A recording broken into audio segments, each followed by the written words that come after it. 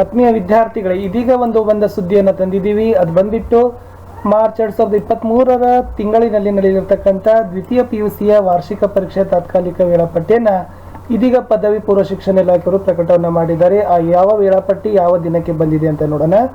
ಇದನ್ನು ಬಂದ್ಬಿಟ್ಟು ನಿರ್ದೇಶಕರ ಕಚೇರಿ ಪದವಿ ಪೂರ್ವ ಶಿಕ್ಷಣ ಇಲಾಖೆ 18ನೇ ಅಡ್ಡ ರಸ್ತೆ ಮಲ್ಲೇಶ್ವರಂ ಬೆಂಗಳೂರು 12 ಅವರು ಹೊರಡಿಸಿದ್ದಾರೆ. 21 ಅಕ್ಟೋಬರ್ 2022ಕ್ಕೆ ಇದೀಗ ತಾನೇ ಅವರು ಏನು ಮಾಡಿದ್ದಾರೆ, ಪ್ರಕಟಣೆ ಮಾಡಿದ್ದಾರೆ.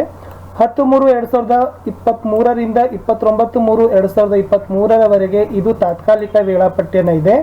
ಸೊ ಇದನ್ನು ಶಾಲೆಯ ಕಾಲೇಜಿನಲ್ಲಿ ಒಂದು ಸೂಚನಾ ಫಲಕಕ್ಕೆ ಪ್ರಕಟಪಡಿಸಲಿಕ್ಕೆ ಹೇಳಿದ್ದಾರೆ.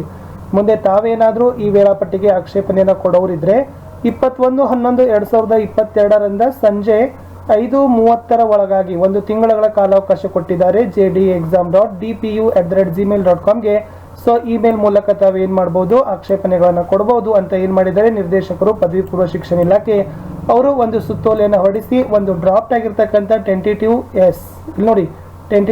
ಟೈಮ್ ಟೇಬಲ್ ಅನ್ನು ಬಿಟ್ಟಿದ್ದಾರೆ.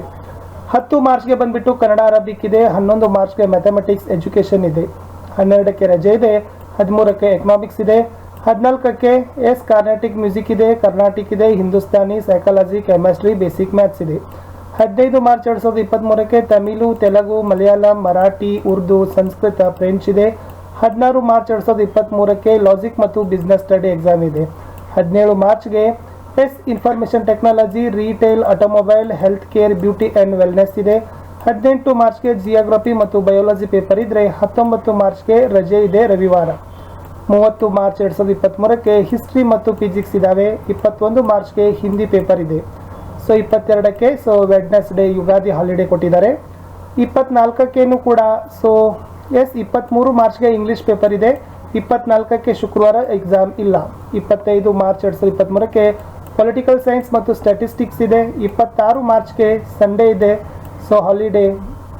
27 ಮಾರ್ಚ್ 2023ಕ್ಕೆ optional Kannada, accountancy, geology, next home science ಇದೆ. 28 ಮಾರ್ಚ್ 2023ಕ್ಕೆ ಟ್ಯೂಸ್ಡೇ ಆ ದಿನ ಎಕ್ಸಾಮಿನೇಷನ್ಸ್ ಇಲ್ಲ. 29, 3rd, 23ಗೆ ಸೋಷಿಯಾಲಜಿ, ಎಲೆಕ್ಟ್ರಾನಿಕ್ಸ್, ಕಂಪ್ಯೂಟರ್ ಸೈನ್ಸ್ ಪರೀಕ್ಷೆ ಇದೆ.